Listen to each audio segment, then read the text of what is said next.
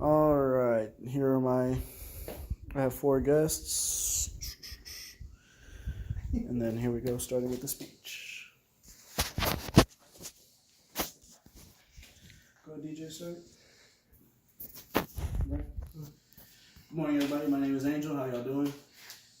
What if I had a little secret to tell y'all? Kind of like, what if higher education was overrated?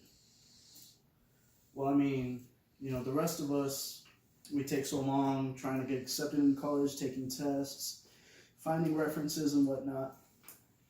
What if I told you that maybe if your parents had $15,000 laying around, you didn't have to do any of that? Well, in 2019, the New York Times reported that 33 parents were being charged with a college admission scandal. Could you imagine? I mean, we're kind of college students already. I know we're not rich, but I mean, they always tell us things like, oh, you need to go to college. Well, college isn't as cheap as it used to be, let me tell you. In 1988, a senior going to Harvard would only pay $17,000. That's for the whole year. I'm sure that's books included and whatnot. Now in 2017, CBS reported that for a senior in Harvard, in this day and age, you're paying at least $45,000 for the year. Now, also, I mean, that's kind of expensive, and even community colleges are expensive. So what do you do when you go to school? When you go to school full time, you got classes in the morning, you got classes in the afternoon. Somebody's got to pay your tuition and your books, right? So you're usually spending time working. Well, paychecks, minimum wage right now is about $7.50 still for most of the United States. Well, when you're only making minimum wage and you can only work part-time because you're going to school full-time, it's kind of hard, being so far from home. You might actually go homeless. And believe it or not, that's more common than you think. Right now, Goldrick Robb did a survey from 43,000 students in 33 of the top colleges in the United States. Out of those 43,000 students, 1 in every 10 college student is considered homeless or did not know where they were going to sleep that night. Now, CBS actually followed up with those numbers, and according to financial aid, the number, well, at least to what's been reported, to what we believe is way more, would be 68,000 students are considered homeless in the United States. And CNBS News, I believe that's what it was, reported that in 2018.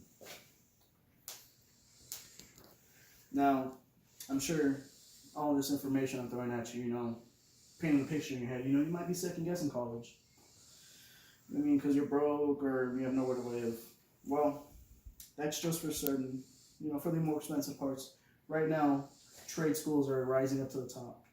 What if I told you that you could go to college, they would pay you for learning, they would give you a job, and I mean, you would automatically find a job right outside once you graduate? Well, right now there's a skills wage gap. There's a skills gap, meaning that we have all these jobs open. We have welding jobs, we have mechanic jobs, we even have healthcare jobs, and there are so many positions open, but we're only teaching so many people, and right now the way the numbers are, we're not teaching enough people to fill up those positions. So that's why trade school comes in.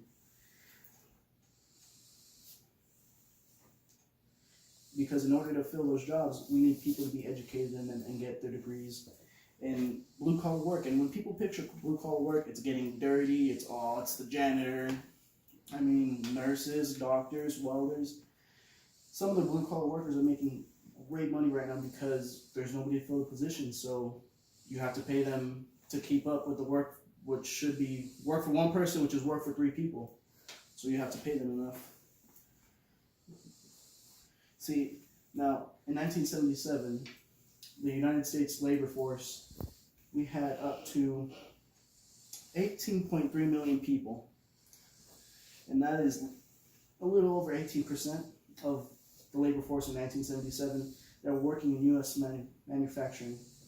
Now, according to Mike Rowe in NBC, right now in 2017 we have 12.4 million people, which is less than 8% of the workforce working in U.S. manufacturing. We have so many positions open, it's not even funny.